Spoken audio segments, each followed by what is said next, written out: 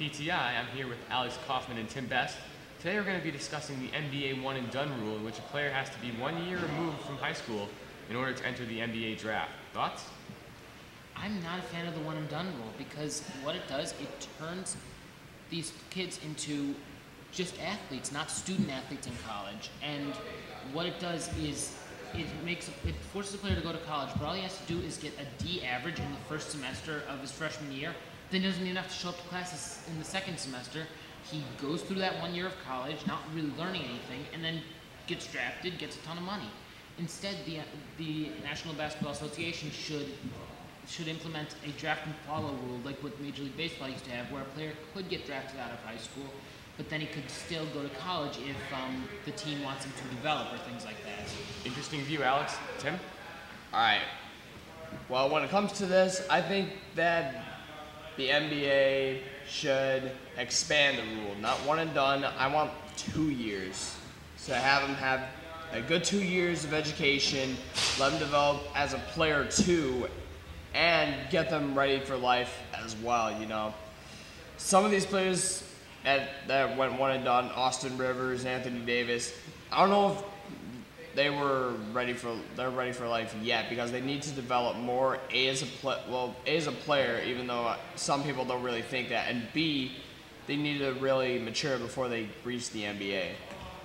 Okay, on to our second topic of the day, the new Major League Baseball wildcard rule.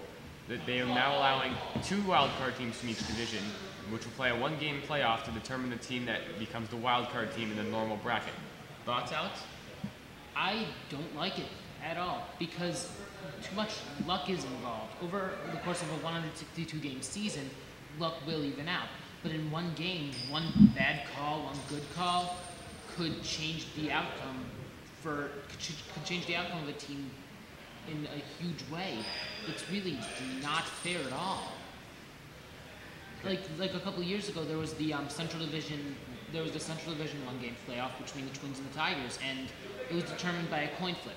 So you're telling me a quarter, instead of using like best head-to-head record, which they used the next year when they realized that the coin flip was stupid, the coin flip determined which team would get home field advantage, which is huge because that team won, and they made the playoffs and were able to be the wild card team. It's not fair. They should just go back to the 4 teams like they had it, because it's pure. It makes the playoffs something so tough to get into and something to strive for, versus like the NBA is watered down. More than half the teams making it. Not right. Okay, well, views, Tim? Alex makes a good point. I like the way it is at 4 teams. You know what? The extra wild card, you know what that basically does? It just adds another stage, and you still get the same result of 4 teams in each league. It just seems odd to me. And plus, I think that the best teams in baseball should make it to the playoffs.